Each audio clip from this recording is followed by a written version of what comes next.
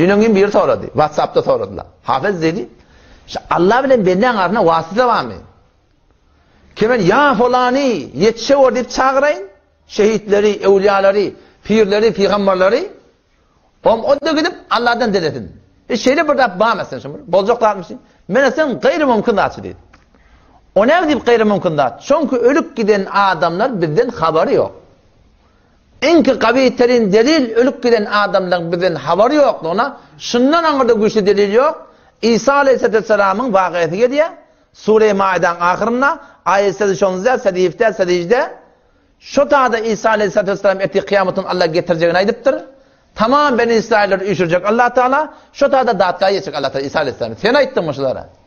İttekiduni ve ummiye ilaheyni min dunillah. Allah'dan gari beni ilah tutturlar. İbadet ettirler, sığıntırlar, çağırtırlar, yalvartırlar, hacet reva bildirler, moşkal koşa bildirler. Sen ayıttın mı? Kâle subhaneke. Ya Allah sen pak, şeriki olmaktan, mesali olmaktan, neziri olmaktan. Ya Allah ben böyle bir tatlıydım. Ve kuntu aleyhim şehide. Ya Allah şahittim şulan bolup versinler. Hasan çelli. Ma dumtu fihim. Madami ki aralarınadım. Aralarına kam haber madri bacak. Felemma tevaffeyteni. Elvati ki ya Allah beni İsa'nın tensilen arasından götürdün. Kunte ente er-rakib aleyhim. Fakat sen negahbane ya Allah. Men haberim yok demek ya. İsa olur lazım peygamber. Bu sade veli de abi. Bu sade nebi de. Bu sade peygamber de. Bu olur lazım peygamber veya peygamberin biri. Şu da aydıptı ki ben ya Allah aralarına kam habermadı. Sonra ben haberim yok demek. Yani Türkmen ilgili ne kadar bir galat fikri.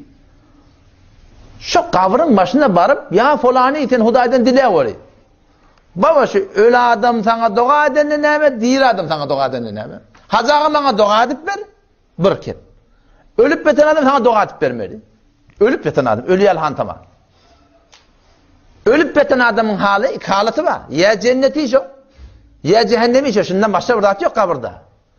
Erti kıyametun ehl-i a'raf olacak. Ortada bir cemaat olacak. Ne cenneti ne cehennemi. Ama kabra girersen ya cennet ya cehennem. Cennet olsa cennetin ol huruk yıllarını cenneti görüp seyredip olmayan senden bir haber.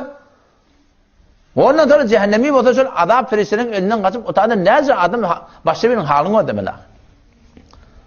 Türkmen şunu koşuna gir böyle. Şu ölüp beten kabrdan dilemeli.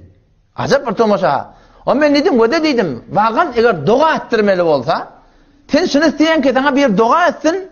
Ben baba dua edip duran kim bana sana dedim. Gayipten bana sana dua bıraktı. Evvelin ayet hem ölü dua ediyordu hem ferişleri dua ediyordu. Yani galiptir menetin şu ödümde şu dua layık etmeyet mi? Şolong dua etip menetin hakkında kabul oluyor mu ya olmuyor mu? Gurunçlar diyeti. Sana dua gerek mi? Öyle dua ettirmek gerek ya. Sana dua etmeye. Şu yatan adamı barıp aydanın bilen.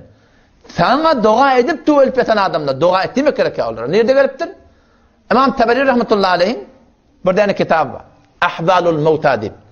Şonna diye şu bizim bolup veren yağdaylamı ölüp yatan ölüp giden adamı var da şonlara bizim yağdayımız şonlara haber ver diye. Şimdi ben enemme atamma, sen enemme atamma, doğan kardeşim mi? Bizim şu bolup veren yağdayımız ola bizden haber yok ki. Şonlara haber ver diye. O zaman ola bizim yağdayımız ferişleri haber ver diye. O zaman şöyle bizim yağdayımız eğer kavvata Huda şükür diye. Eğer teleke ota bizim bolup verişimiz dua et ya Allah şonları öldürmeye var. Tövbe etmeden önce hadi bet Hidayete de var şurada dua et. Pedagogda ölüne dua edip du. Kur'an şunu diyor ki ben düzelmiyor üstada. Tezkirul Evliya'da okudum. O ise Kadeni rahmetullahi aleyhin yanına Peygamber sallallahu aleyhi ve sellem'in vasiyetine göre Peygamber'in duanı veriptir, Sıddık'a veriptir, Faruk'a veriptir. Şunu o ise elten verin. Aydın sonra ki ben ummatıma dua ettim. O ise Kadeni rahmetullahi aleyhi getirilenler Sıddık'a Faruk geliyor. Ya o ise yerle bir de dua ettiğim dedi o ise. O ise rahmetullahi aleyhi ne mi diye men her namazımda dua ettim. Allahümme affir lil mu'minine vel mu'minat vel muslimine vel muslimat. Ya Allah erkek imanlıları, müminleri, zenanı müminleri, erkek Müslümanları, zenanı Müslümanları bağışla deyip ben dua ettiyen etti. Şimdi sen galiptir, sen şundan üstüne giyirsen, sen imanlı zenanı ol, imanlı erkek ol, şundan Müslüman erkek ol, şundan Müslüman zenanı ol, men doğam size yetişir, yoksa men doğam da ayrıca etti. Asli ki meneten doğru imanlı adam olmalı. Dua edip duranken belli. Evvelin ayatı Sure-i Mu'min. Şuna itiyor. Ki hamile arş. Allah'ın bir mesal arşını. Ve yahmilu arşa rabbike fevkahum yevme idin temaniye. Şu Allah'ın bir mesal arşını götürüp duran tekir yani grup ferişteler vardı. Şu ferişteler zor dua edip dururlar. اَلَّذ۪ينَ يَحْمِلُونَ الْعَرْشَ وَمَنْ حَوْلَهُ يُسَبِّحُونَ بِحَمْدِ رَبِّهِمْ وَيُؤْمِنُونَ بِهِ وَيَسْتَغْفِرُونَ لِلَّذ۪ينَ آمَنُوا. Kabrın başına var, ne hem dua edecek? Kefen dua dile Allah'dan, Allah ben günah mağazasını dedim mi? Hamaleye arş dua edip otuydular. وَيَسْتَغْفِرُونَ لِلَّذ۪ينَ آمَنُوا. Ya Allah şu imanlı adamla var, imanlı dinanlı var, şunun günahlarını bağışla oldu.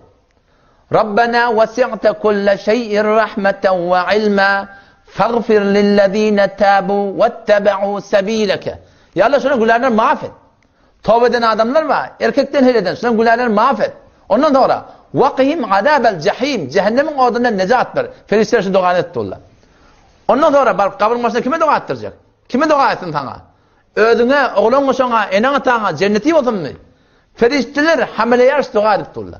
رَبَّنَا وَادْخِلْهُمْ جَنَّاتِ عَدْنٍ الَّتِي وَعَدْتَهُمْ وَمَنْ صَلَحَ مِنْ آبَائِهِمْ. Ene sana dua ettiler.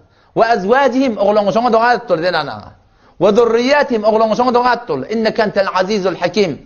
Barıp kabrin başına ne mi dua edecek? Şu dua ne edecek ki ne mi? Seni şu dünya müşkülatlarından saklasın mı? Hamile yarış dua edip durdu. وَقِهِمُ السَّيِّئَةِ ya Allah. Sen müşkülatlardan necat ver sarı. Günahtan necat ver ya Allah sarı. Müşkülatları ile ya Allah sarı.